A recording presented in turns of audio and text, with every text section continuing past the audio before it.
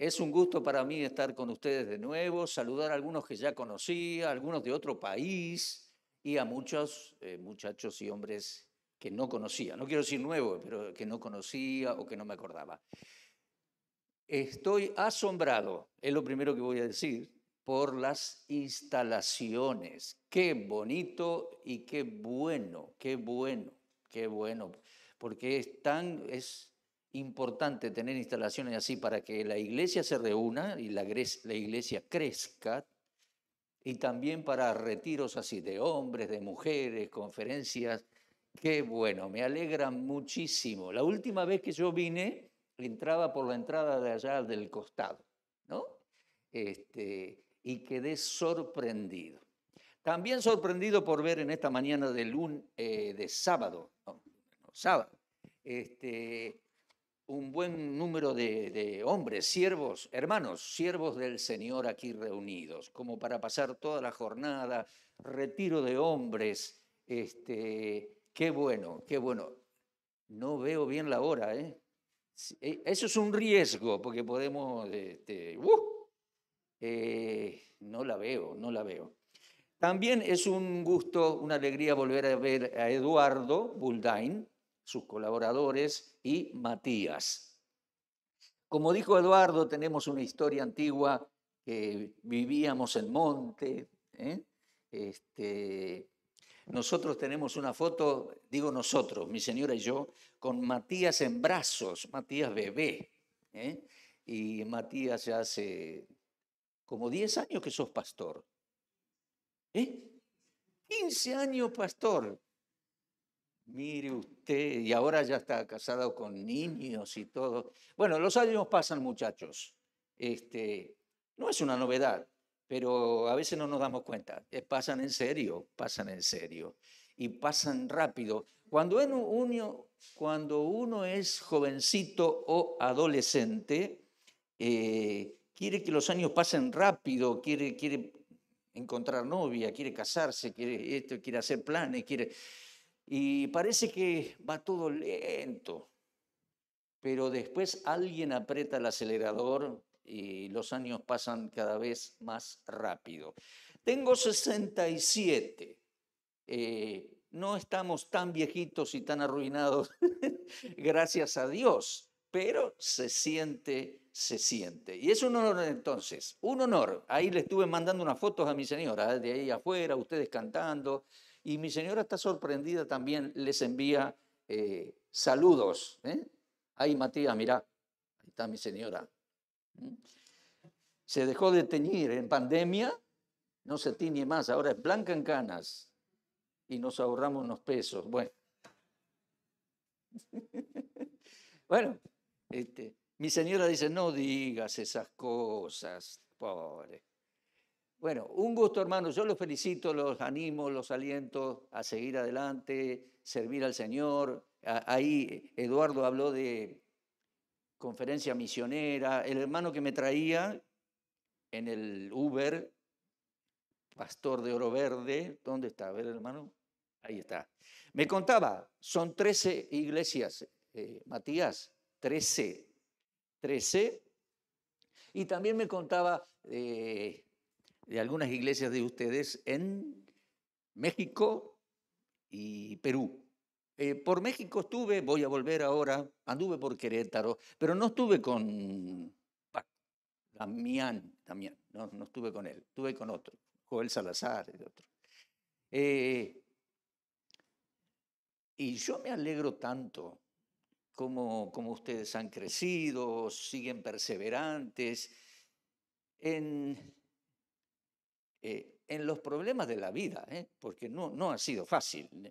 Me podés contar tu historia y yo sé, no porque sea genio, pero de antemano sé que tuviste muchos problemas y que hubo dificultades y que hubo antagonismo y que hubo problemas, pero aquí están y aquí estamos y es un honor, un gusto, un ánimo, y tenemos que darle la gloria y toda nuestra gratitud al Señor nuestro Dios. Amén. Bueno, por invitación de Eduardo vía WhatsApp, vine y vamos a considerar Filipenses capítulo 2. A ver, ahora son alrededor de las 10, allí veo, y tomaremos unos 40 minutos, unos 40, 45, para una parte del capítulo. Regresando del intervalo, vamos a ver el resto. O sea que en 2 reuniones, en 2 tiempos, vamos a leer todo Filipenses capítulo 2 y tener unas consideraciones al respecto. Es un capítulo de grandes ejemplos para nosotros. Ejemplos de la vida, ejemplos del esfuerzo misionero, ejemplos. Y casualmente son hombres. Bueno, hay pocos ejemplos femeninos en la Biblia, pero los hay. Terminé una serie de estudios y quiero grabarlo para radio y para video. Hice un pequeño librito sobre Ruth. Comenzó con una serie de estudios, Ruth, Noemí, Boaz, y terminó siendo un librito que todavía no está impreso, pero bueno, hay grandes mujeres de Dios también, y aquí sus esposas, sus novias, tu esposa, Matías, tu mamá, Gloria, andará por ahí, amiga de muchos años de mi señora. Bueno, decimos amigos y hermanos, y a veces hace 8 años no nos vemos. El WhatsApp nos acerca, pero no puedo whatsappear todo el día con toda la gente que conozco, porque conozco gente, pero lo lindo de la comunión cristiana es que, por ejemplo, hay gente que a veces hace 5 años no veo, y me encuentro con él y digo, hola, ¿cómo te va? Y seguimos la conversación como si hubiera sido ayer, o como si hubiera sido la semana pasada que nos encontramos. Es notable, eso me pasa por tantos lugares. Es la comunión que tenemos en el Señor, Por favor, abran sus Biblias y vamos a ir ahí a nuestro PowerPoint. El PowerPoint es como para ayudar un poquito, que no me vaya de tema. Ayudar un poquito. A ver, espera que lo busque, se lo envíe a los muchachos ahí. Podemos ver la primera placa ya. Ahí estamos, Filipenses. Ahí. Yo lo tendría que ver allá, pero no llego a verlos. No. Estoy medio sordo de un lado y allá no leo bien, ni veo la hora. En algunos lugares me pone el reloj grandote porque soy larguero para hablar, pero aquí no. Bueno, siempre cuando abordo una epístola, últimamente estoy siendo profesor invitado al monte y justamente estoy dando epístolas de la prisión. Doy primero Filipenses y luego Efesios, Colosenses y Filemón. Cuando enseño estas cartas, me gusta hacer primero una intro, un trasfondo. Pablo fundó la iglesia en Filipos. Resulta que él quería ir para un lado, quería ir para Rosario, y el Espíritu de Dios le dijo, no, Rosario no, todavía tenés que ir a, qué sé yo, a Oro Verde, para el otro lado, ¿sí? Él quería ir a Asia, el Espíritu de Dios no se lo permitió, después Dios hizo una obra gigantesca en Asia, pero no era el tiempo. Y lo endereza para que cruce y vaya a Macedonia. Entran a Macedonia y Pablo se le aparece un varón macedónico y dice, pasa y ayúdalo. Pablo va a predicar el evangelio como siempre hace o hacía, busca una sinagoga para comenzar la predicación. Fue el método de Pablo en aquellos días. Recuerden que el evangelio, la predicación del evangelio comienza en Jerusalén, comienza con los judíos que le creyeron a Dios en Jerusalén. ¿Escuchaste? Te lo voy a decir de nuevo porque hay algunos que dicen Israel rechazó a Jesús, rechazó al Mesías. Momento, una parte de la nación rechazó al Mesías, otra parte creyó. Lamentablemente la parte que no creyó es el oficialismo, como se dice hoy, los que estaban en eminencia. Anás, Caifás, Sanedrín y toda la muchachada esa, los fariseos, los saduceos. ¿Ah? Ellos no creyeron, lo rechazaron. Les molestó, tropezaron con él era perfecto, les arruinaba el negocio. Han hecho de la casa de mi padre casa de mercado y cueva de ladrones. La casa de mi padre estaba manejada por Caifás. Todo ese negociado gigantesco eran los negocios de Caifás, los sumos sacerdotes. Y que venga alguien con 30 y pocos años a gritar eso, a decir eso, dice, escúchame, se reunieron y dice, a este hay que sacarlo del medio, a este lo tenemos que matar. 4 o 5 días después lo hicieron. Bueno, él era el Mesías. Lo rechazaron una parte de la nación. Otra parte de la nación creyó, los apóstoles.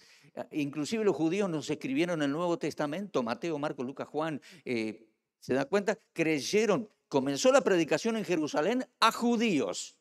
El primer día se convirtieron 3.000 judíos. ¡Judíos! Y después como 5.000 y Hechos 2, 3, 4, 5, 6, 7, 8, 9. Lo que comúnmente y tantas veces hemos llamado la iglesia primitiva. No me gusta mucho ese nombre, pero la iglesia de los primeros días, todos judíos que creyeron en el Mesías. Entonces la iglesia nace y el cristianismo nace y el evangelio viene desde esa rama del judaísmo que le creyó a Dios y creyó en el Mesías. Lo mismo sucede en las sinagogas. Llega Pablo, predica en la sinagoga y le dan espacio para que predique el sábado y el sábado que viene y por 2 semanas. Un grupo cree y el otro grupo se pone envidiosos. Los ancianos de las congregaciones, a esto tenemos que sacarlo en medio, se arma una trifulca adentro de la sinagoga. Entonces Pablo saca a sus discípulos y se los lleva y arma una iglesia. Pero ahí hay otro grupo, nace del judaísmo, el cristianismo y la predicación del evangelio, con aquellos judíos que le creyeron a Dios. Mire, y los primeros misioneros fueron judíos, gracias a Dios. Siempre hubo un remanente fiel, hasta el día de hoy. Hay libertad para predicar el evangelio en Israel, en medio de la guerra, en medio de todos los líos que hay libertad religiosa. Y hay grupos evangélicos cristianos predicando y haciéndolo muy bien. Te voy a decir algo, ya que me metí en el tema, después sigo con Filipenses. Te voy a decir algo. Los judíos son unos 8 o 9 millones en el estado de Israel, ¿sí? En total en el mundo, unos 16 millones. Hay judíos en Buenos Aires, hay judíos en San Pablo, hay judíos en Querétaro y en México, hay judíos en Nueva York. En total 16 millones. Mazo, ¿sabías? Se estima, hay 1 millón de judíos creyentes en Jesús, judíos mesiánicos. Hay judíos mesiánicos en la guerra, en la Franja de Gaza, familias mesiánicas. Mi señora sigue a ciertas mujeres judías que tienen a sus esposos como militares, son judíos mesiánicos. Judíos cristianos, judíos creyentes. Bueno, volvamos. Pablo va a Macedonia, entra a Filipos, espera encontrar una sinagoga y espera encontrar ese hombre que dice, pasa y ayúdanos. Esta vez no. Y averiguan y no, encuentran unas mujeres judías que el sábado van a orar a un río y les testifica y ahí se convierten y los recibe en su casa y se convierte la familia. Filipos, ¿cómo se llamaba la señora? Vendía tintura y ropa buena, muy buena comerciante judía, mucha. Una vez escuché en Monte a un predicador norteamericano que decía, es muy fácil distinguir a un judío de cualquier otra persona. ¿Así? Sí. Dice, un judío es el que hace más plata sin querer que nosotros a propósito. Ya está. Lidia era una buena comerciante, se convirtió toda su familia. Después siguieron yendo a orar al lado del río porque no había sinagoga. Para que hubiese sinagoga se necesitaban 10 hombres, 10 familias, un grupo, un minyan, un grupo. Bien. Y una chica adivinaba públicamente, tenía un demonio. Pablo le expulsó el demonio, se convirtió, se armó un lío, lo metieron preso, lo castigaron y en la cárcel se convierte el carcelero, sintetizado, y su familia, y no sé cuántos más, porque fue bravo ahí. Y así nace la iglesia de los filipenses y uno dice, ¿y de esta iglesia se puede esperar algo? ¿Sabes que fue una de las mejores? Porque en la epístola no hay problemas graves de doctrina que él corrija. Y fue una de las iglesias que más lo apoyó económicamente. Esta mujer Lidia tendría familiares, tendría empresarios, otros y otros que no sabemos, le enviaron varias veces ofrendas a Pablo. Se menciona en Filipenses eso. ¿Qué te parece? Y era una iglesia que aparentemente no fue grandiosa ni grande, pero fue valiosa. Fueron fieles, fueron buenos. Y a esta iglesia le envía, estando prisionero en Roma, le envía a Pablo esta carta a los filipenses. Me gustaría ir en orden, pero bueno, por una u otra causa ustedes están viendo diferentes capítulos. Está bien también, si uno lo adecúa bien. Entonces, en Filipenses 2, él va a mencionar algunas mujeres, y en el 4 también, que estaban un poco peleaditas ahí dentro de la comunión de la iglesia. Le va a decir a ciertos hombres que ayuden y les va a plantar el ejemplo a hombres y mujeres, a la iglesia de Filipos, de cómo servir a los demás, cómo vivir y servir. Allí lo tenés, Filipenses 2 dice en rojo, Filipenses capítulo 2, ejemplos de vida y de servicio. Capítulo 2, leemos del 1 al 4. Dice, por tanto, si hay alguna consolación en Cristo, si hay algún consuelo de amor, si alguna comunión del Espíritu, si algún afecto entrañable, si alguna misericordia, completad mi gozo sintiendo lo mismo. Y todo esto había, porque eran buenos hermanos.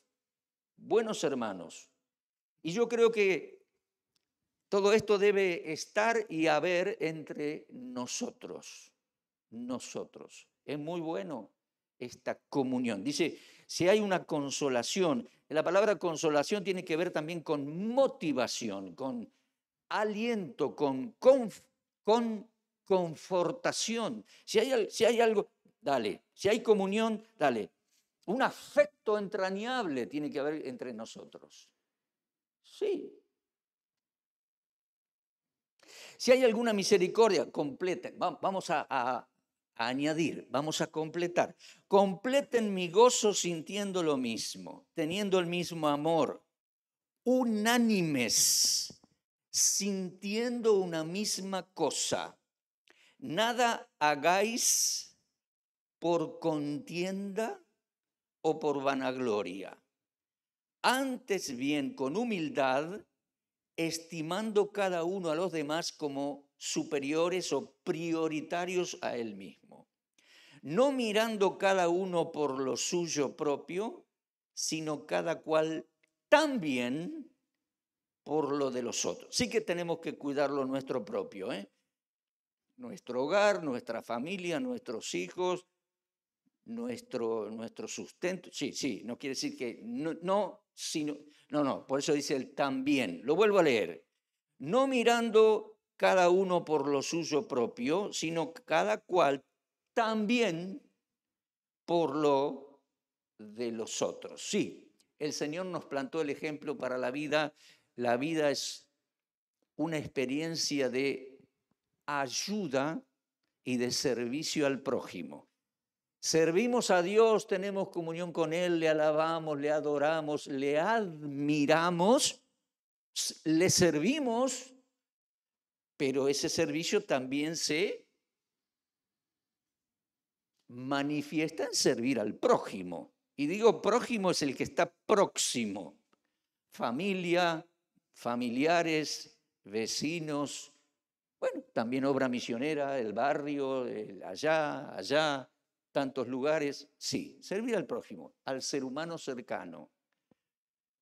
Nos enseñó el Señor eso. Cómo se caminó la Galilea de punta a punta, no es muy largo para andar en ómnibus, pero hay que caminarla. Una vez fue a la zona de Tiro y Sidón, hoy es el Líbano. Una vez fue casi al norte allá. Bueno, una vez fue hasta Cesarea de Filipo, del lago de Galilea. Cesarea de Filipo, 50 kilómetros al norte. Y no solo al norte, sino hay que subir para alto. Después se caminó toda la Galilea, todo alrededor del lago, cruzó el lago y fue a las cercanías de Gadara y se caminó todo, se caminó todo. Y Jerusalén y alrededores, ayudando gente. Y precisamente es el gran ejemplo que vamos a ver ahora.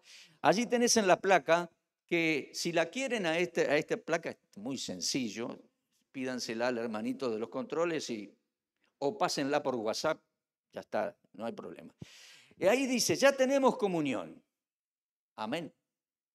Ya tenemos afectos, compañerismo, sumemos un mismo ánimo, nada hagamos por contienda y por vanagloria. Esto de que tenemos comunión y compañerismo, hermano, lo tenemos que cuidar. Muchachos, ustedes que son hombres de Dios y hombres de iglesia, los tenemos que cuidar.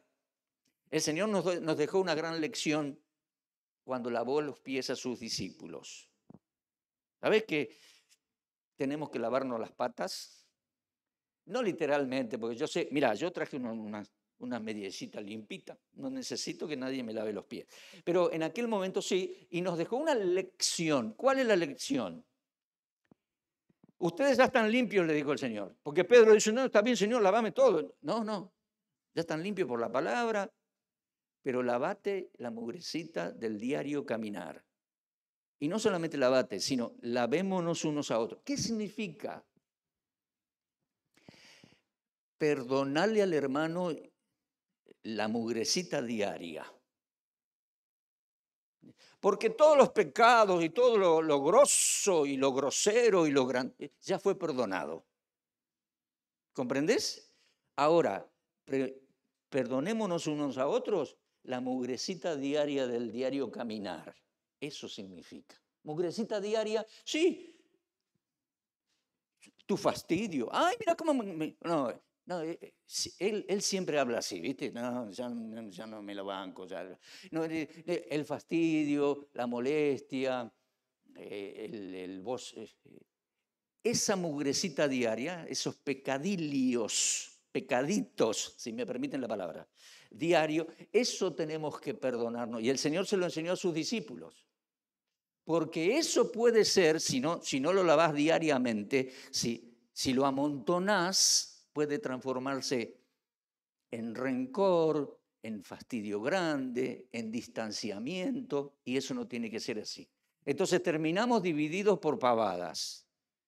No terminamos distanciados por enormes problemas doctrinales o enormes pecados. No, terminamos a veces distanciados por rencores, por fastidios que se acumularon y ya. Entonces, tened cuidado con eso. Compañerismo, completad el gozo. Y dice, nada hagáis por contienda o por vanagloria. Nada hagas por contienda. Dice, no, si yo le voy a mostrar cómo yo lo hago. No lo hagas por contienda. Haga lo que haga, no lo hagas por contienda. O por vanagloria. Les voy a mostrar cómo yo lo hago. No. Mirá qué valor que tiene cada palabra acá. Es una enseñanza. A veces hasta me pregunto yo, lo que voy a hacer, lo que estoy planeando, ¿lo hago por contienda con alguien o lo hago por vanagloria? No debe ser así. Dice, antes bien, amando al prójimo. Y ahí viene, y ahí vamos a la segunda placa y al segundo párrafo, y ahí nos vamos a quedar hasta el recreo, con el ejemplo del Señor. Ahí viene el ejemplo del Señor, que es el máximo ejemplo. Es el máximo ejemplo. El mayor ejemplo, el Señor Jesús. Filipenses 2, 5 al 11. Este debe ser nuestro sentir, joven, hermano. Como ya avanzaron los años, la mayoría de los pastores son jóvenes. Jóvenes, este tiene que ser nuestro sentir. Y desde ya te adelanto algo. El ejemplo nos queda grande. Nos queda grande el zapato, diría alguien. Pero es el gran ejemplo. El Señor. Leo del 5 al 11. Pablo dice, haya pues en vosotros este sentir que hubo también en el Señor Jesucristo, el cual, siendo en forma de Dios, no estimó ser igual a Dios como cosa a que aferrarse, como algo a que aferrarse, sino que se despojó a sí mismo, tomando forma de siervo, hecho semejante a los hombres, y estando en la condición de hombre, ser humano, se humilló a sí mismo, haciéndose obediente hasta la muerte y muerte de cruz. Por lo cual Dios también le exaltó hasta lo sumo y le dio un nombre que es sobre todo nombre, para que en el nombre de Jesús se doble toda rodilla de los que están en los cielos y en la tierra y debajo de la tierra. Y toda lengua confiese que Jesucristo es el Señor, para gloria de Dios Padre. El ejemplo del Señor. Él no se quedó en el cielo masticando bronca por nuestros errores. Como diciendo, ves, otra vez lo hizo mal, otra vez. No, no. Él vino a buscar y salvar lo que se había perdido. Él vino a servir. Me acuerdo en este momento de Juan capítulo 1. Se humanó, aquel verbo se hizo o fue hecho carne. La palabra de Dios, el verbo, Dios mismo fue hecho ser humano judío. ¿Cómo que hay que interpretar las palabras en su contexto? Dice, se hizo o fue hecho carne. Pero ahí en ese contexto la palabra carne significa ser humano, significa bebé. Se hizo ser humano. En otro contexto, la misma palabra carne significa carnalidad y pecado. No, ese es otro contexto. En Juan se hizo carne, se hizo ser humano, varón judío, nacido de mamá judía. Llevo en mi corazón en estos últimos años, 2, 3, 5, la cristología, enfocarme sobre la persona de Él, el estudio de la cristología. Por eso hice 72 videos. Eso fue en pandemia, ¿viste? Estaba encerrado en mi casa, arañaba las paredes, quería salir. Bueno, ahí completé toda una serie larguísima, 72 videos, que después fue un libro. El libro se llama Cristología, comenzando desde Moisés, porque él nos enseñó que para estudiar su persona, a los discípulos les mostró todo lo que de él decían Moisés, los profetas y los salmos. Antiguo Testamento. ¿Dónde empezamos a estudiar de la persona de Jesús, el Cristo? En los escritos de Moisés, el Pentateuco y los profetas y los salmos mesiánicos, después los evangelios y después las epístolas como Filipenses, Efesios, varias más. Su persona, enfocar bien su persona. Él es ser humano judío.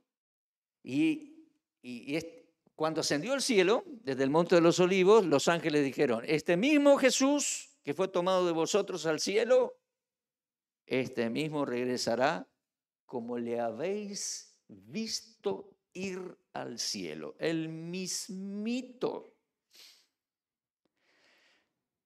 Una señora testigo de Jehová vino a tocarme el timbre y ahí conversé un ratito con ella desde la ventana, no estaba ocupado. Me venían a invitar porque hacen una actividad especial de Semana Santa, una vez al año hacen algo grosso. Y le digo, yo creo en Jesús, el verdadero Jesús es Dios en ser humano judío, hijo de mamá judía. Murió, resucitó, le digo, y él mismo volverá. Y ahí ya arrugaba la carita la señora, como diciendo, no es Dios, no. Y este mismo volverá, no, en carne y hueso porque resucitó. No, ellos dicen que resucitó en una energía, en un fantasmagólico espíritu, pero carne, no. Bueno, por eso es tan importante estudiar la cristología, el estudio de su persona. La otra vez alguien me decía, pero dice, ustedes no creen en la Virgen, pero a ustedes le cambiaron la Virgen. ¿Qué me quiere decir? Que viajé por 18 países y 20 y tantas de provincias en Argentina y nunca encontré una estatuita de la Virgen judía. Que sí que Fátima, que sí que Lourdes, que sí que Guadalupe, que sí Luján, que sí La Cotoca. La Cotoca es como Luján en las afueras de Santa Cruz de la Sierra, porque es un calco por todos lados. Digo, pero nunca encontré una. Y la mamá de Jesús es judía. Espere. No pretendo que le haga una estatuita, porque no es correcto. Solo quiero que entienda que a usted la extraviaron hacia otras ideas. La mamá de Jesús es judía, del linaje de David. Y el Señor es judío. Pelito largo aquí, manto de oración con flequitos que tocó desde atrás. La chica que tenía hemorragias. Judío. Bueno, judío, circuncidado al 8º día, hombre sin pecado, de manera tal que llega sin pecado a la crucifixión y llega a ser el perfecto Cordero de Dios para hacer expiación por nuestros pecados. Cargó nuestros pecados en su cuerpo sobre el madero. Murió. La paga del pecado es muerte. Murió en nuestro lugar. Fue sepultado a las apuradas, pero una sepultura digna, una sepultura judía. Con los ricos fue en su muerte, dice Isaías. Claro, lo envolvieron con aloes y mirras y los ricos, los judíos ricos envuelven así. 45 kilos le pusieron, lo dice Juan, está en libras, me parece. 45 kilos, lo envolvieron así, porque era la forma de sepultar al judío. Con los ricos, 45 kilos, porque el judío dejaba un año así envuelto el cadáver sobre la roca, como si fuera un nicho, un año. Al año volvía y ya no había carne, entonces tomaba los huesos y los unía a un osario familiar. Por eso habrás leído en el Antiguo Testamento, dice, fue reunido con los padres. Sí, a eso se refería. Bueno, hay muchos conceptos que son mentalidad judía. Y fue con los ricos, se cumplió esa profecía, con los ricos fue en su muerte. Te voy a preguntar algo. Cuando Jesús llega, Lázaro está muerto, su cuerpo está sepultado, ya es el cuarto día, ¿sí? Sí. Entonces llega y la hermana le dice, el Señor se acerca a la tumba y dice, Señor, no te acerques, ¿por qué? ¿Por qué? Hiede ya. Gente pobre. No tuvo ni 500 gramos de mirra, ni 500 gramos. El Señor con los ricos fue en su muerte. Una circunstancia que la profecía marcaba. Al tercer día resucitó de entre los muertos, fuera con todos esos trapos perfumados. Se levantó triunfante, faltó el cuerpo, comió con ellos, resucitó. Amén. Volvió a vivir en carne y hueso, ¿sí? ¿Lo crees? Amén. Amén. Y estuvo con ellos varios días ahí, con los discípulos, y al día 40 fue elevado del Monte de los Olivos. ¿Sabes por qué? El Señor dejó el derecho de exaltarlo o de elevar al Padre. Decisión del Padre. Pero vamos por parte. Dice, primero su descenso, porque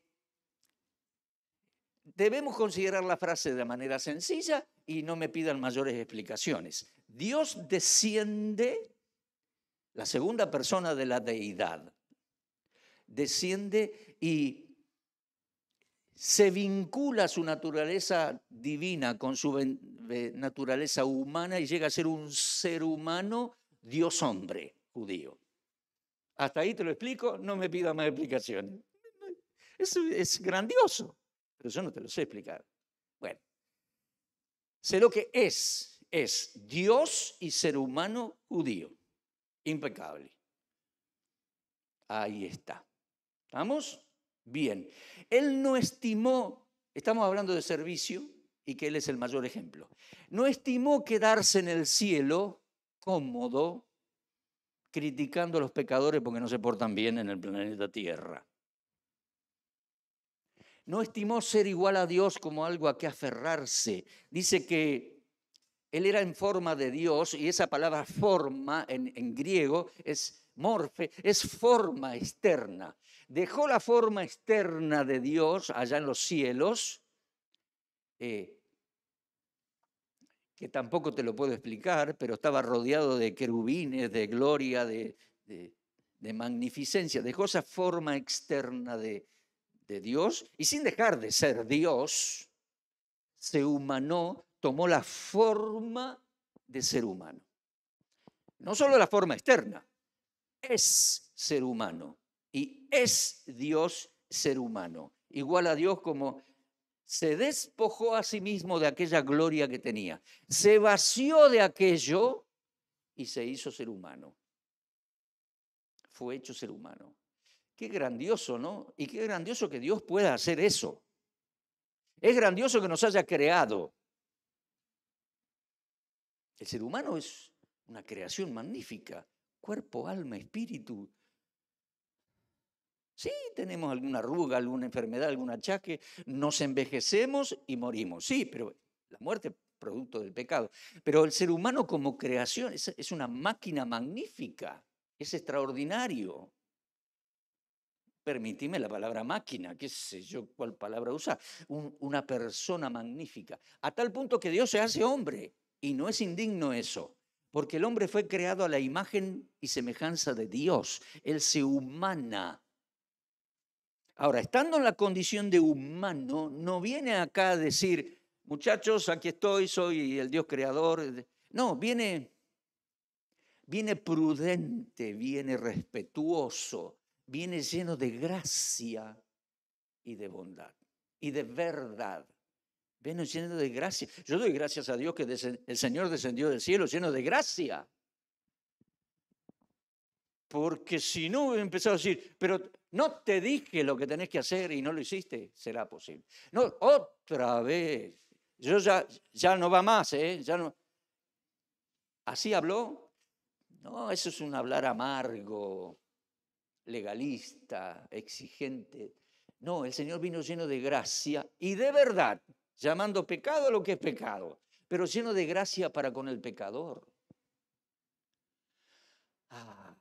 ¿Sabés que si él comenzaba a hacer así, a reprochar y a ser amargo y dale, no quedaba títere con cabeza?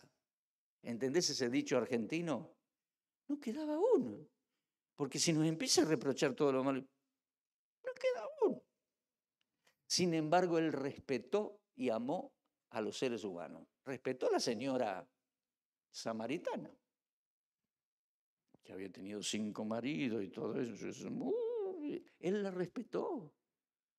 Y le dijo, y la mujer samaritana dice, nosotros esperamos al Mesías, no sé bien cómo es, porque acá los samaritanos adoramos en este monte. Un odio con los judíos, porque 160 años atrás los judíos le habían destruido el templo del monte Gerizim. Solo estaba el monte y las ruinas del templo. Y dice, no sé bien, porque ustedes dicen que hay que adorar en Jerusalén, y yo leo los libros, estoy más confundido que... Y el Señor le dice, esperamos al Mesías. Y el Señor dice, yo soy el Mesías. Con respeto. Bueno, a cada uno le tuvo respeto. Le tuvo respeto al joven rico, que vino educadamente y dice, yo cumplo la ley. Le tuvo respeto a todos. Y amó a los seres humanos. Qué bueno. Dice, se despojó a sí mismo, tomó forma de siervo y estando en la condición de hombre, se humilló. Ahí sí, un paso más. Vino a servir, pero se humilla obedeciendo al Padre. Ojo, obedecer al Padre no es humillación. Eso es algo bueno. Pero se humilló en el ámbito humano, porque se entregó a una trama, se metió en una trama humana donde le acusaron y discutió. ¿Te acordás la última semanita antes de su crucifixión? Él entra en un asnito a Jerusalén, gloria, gloria. Y esa semana fue, pero intensa, en discusiones. Lo traicionaron, lo crucificaron, lo insultaron, lo agraviaron, le dieron trompadas. Los soldados romanos le pegaron unos cachetazos y unos latigazos.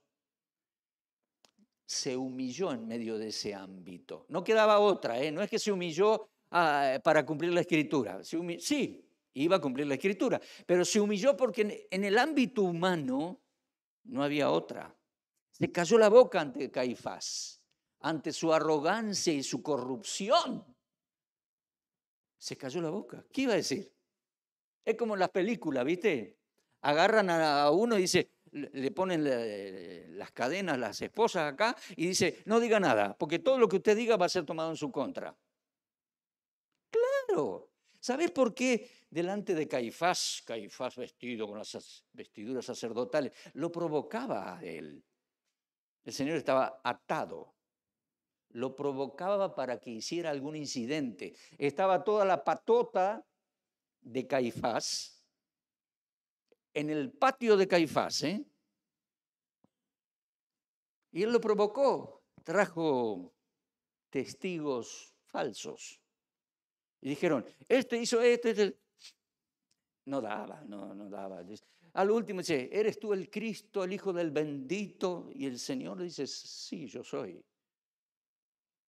Y lo provoca como para que lo insulte. Eso es una basura. Y dice, mira cómo, la patota. Y ahí, pumba. O lo acusaran de haber hablado desmedidamente y de haber pecado con su boca. No, la Escritura dice, nunca se halló engaño en su boca, ni una palabra fuera de lugar. ¡Epa! pero Caifás lo provocó y se cayó la boca. Y ni te cuento delante de Poncio Pilato. No entendía nada Pilato. Sabía que lo habían entregado por celos los judíos. Se cayó delante de los soldados. Se cayó la boca. ¿Por qué? Era en vano hablar. Él los podría haber destruido. Tenía el poder para hacerlo. Y se sujetó a la trama humana y lo llevaron a la cruz. Se humilló. Y fue obediente. Fue impecable, aún con su gesto, su hablar, su lenguaje corporal. Cuando los soldados romanos, llegaron los soldados encargados de la crucifixión, él estaba ahí atado, todo ensangrentado. Empezaron a ver, muchachos, el martillo, los clavos, la madera. ¿Sabes qué decía él? Dios Padre, perdónalos porque estos muchachos no saben lo que hacen. Eso lo dice por los muchachos romanos, no por Caifás. Por favor, no te confundas. Mirá vos el aprecio que les tiene. A estos muchachos los mandaron, son las 7 de la mañana, 8, dice, che, vamos, soldado, hay que crucificar 3, vamos. Lleven soga, martillos, lleven sanguchito, porque es larga la jornada. Lleven todo, vamos, se prepararon todo, carguen la cruz, vamos. Y llega el momento y dice, Padre, perdona a estos muchachos, ellos no saben lo que hacen. El Señor amó a la gente y dice, fue a servir, obediente hasta la muerte y muerte de cruz. Y murió. Y murió entonces por el mayor propósito y meta de la vida. El mayor propósito de su primera venida. Siempre digo así, su primera venida fue Cordero. Su gran misión fue ser Cordero, cargar nuestros pecados y quitarlos. Cuando regrese su gran misión a Jerusalén, su gran misión será ser león de la tribu de Judá. Ser juez, ser rey. Cuando regrese a Jerusalén, en el medio está la iglesia, 20 siglos entre una cosa y otra, y ahí estamos nosotros, Él nos va a llevar al arrebatamiento, etc. Nosotros somos iglesias, ¿sí? Bien. Cuando Él vino la primera venida fue Cordero en Jerusalén. Cuando Él venga la segunda venida a Jerusalén será león. Será juez y será rey. El Señor. Pero ojo, Él no se iba a exaltar a sí mismo.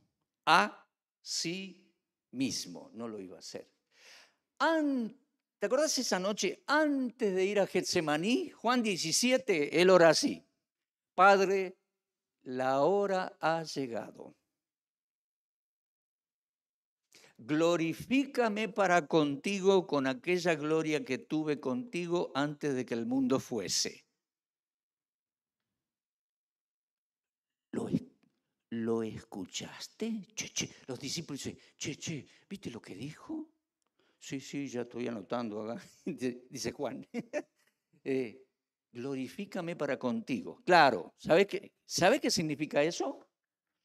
Va a Getsemaní, lo toman prisionero, él sabe que va a morir, va a resucitar, pero glorificarse, es decir, retornar al cielo y retomar su posición y las glorias celestiales, Padre,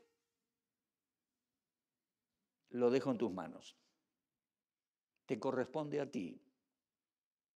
Por eso le dice, glorifícame tú para contigo, con aquella gloria que tuve contigo antes de que el mundo fuese. ¿Y sabes qué? Fue elevado del Monte de los Olivos al día 40, fue elevado, y entrando en la gloria, ¿qué pasó? Ahí lo describe Filipenses, lo describe Efesios, lo describe Hebreos.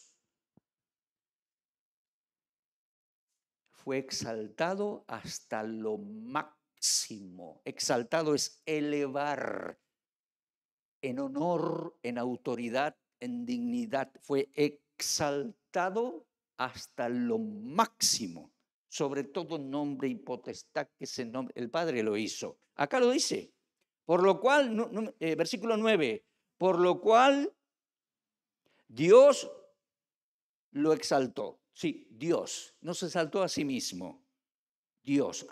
Ejemplo, como siervo no te exaltes a ti mismo, espera que el Señor lo haga a su tiempo.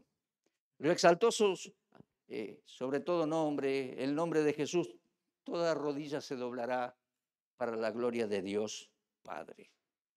Nos quedamos allí con esta placa que dice el mayor ejemplo es el Señor Jesús. Ahí se ve, podés leer que te recomiendo un video de Cristología. ¿Viste el 46? ¿Viste qué dice? Cristología 46. Dice kenosis, su entrega personal. Te lo recomiendo. En mi canal, tengo un canal de videos. Raúl Ferrero se llama. Y ahí te recomiendo propiamente este video que habla de la kenosis. ¿Kenosis qué es eso? Lo que dijimos recién, que se vació a sí mismo de esa forma de Dios, se humanó y se hizo siervo. Esa palabra para vaciarse es la palabra kenosis en griego. Los teólogos le llaman kenosis, le vamos a poner kenosis. Ya está. Así que bueno, es así, con todo respeto. ¿Listo? El Padre lo exaltó hasta lo sumo. Y ahí nos vamos a quedar con el ejemplo del Señor. Te lo dije al principio. Ahora veo, más o menos 10:35. Se me está acomodando la vista, se me está adaptando al lugar. El ejemplo del Señor nos queda grande por donde lo mires, pero es el ejemplo del Señor. Para nosotros, dice Pablo, hermanos, haya pues en vosotros este sentir, esta mentalidad y esta pasión que hubo en Cristo el Señor. ¿Viste que Semana Santa le llaman la pasión de Cristo? ¿Será por este versículo tal vez? ¿Será por esa palabra? Bueno, pero haya en vosotros este sentir y esta fidelidad, porque no fue simplemente un impulso pasajero. Él vino a servir durante 30 y algunos años. Y la última semana fue la más intensa y las últimas horas fueron las más terribles. Y sirvió y cumplió al Padre y sirvió al prójimo hasta la final consecuencia. Que podamos nosotros también seguir el ejemplo. Es un desafío para cada uno, es un desafío grande, pero es un desafío, ¿eh? No vamos a decir tampoco, pero es el Señor, ¿viste? Pero no. Mirá, Él descendió. Y nosotros tenemos que salir de nuestra comodidad o de nuestro círculo familiar y salir a servir a otros. No te estoy diciendo que te hagas un monje y que te vayas. No, seguí viviendo, cuidá tu casa, cuidá tu familia. Pero tenés que tener esta disposición a salir, a bajar, a servir al necesitado. Porque es bajar, ¿eh? Si vamos a ayudar al otro, será necesitado el otro. Será necesitado de algunas cosas materiales, será necesitado de explicaciones, será necesitado, por supuesto, el Evangelio, y es necesitado de que le disipules y le ayudes, sirviendo a otros, como él hizo. Formó 12 muchachos, discipuló a tantos. Nos dejó el ejemplo de salir, bajar, servir. No lo hagas ni por contienda ni por vanagloria, solo para la gloria del Señor. Y espera, no te exaltes a ti mismo, espera que a su tiempo Dios lo haga. Es parte de nuestra fe. Esperamos que Dios nos glorifique. Esperamos el tribunal de Cristo en el cielo. Ahí las recompensas serán justas y los honores serán para el Señor. Y será el gozo mayor de nuestra vida. No te exaltes sobremanera, no te exaltes ahora. El Señor lo hará a su tiempo. y Él te dará un honor, será un honor aquello en los cielos. Pero hoy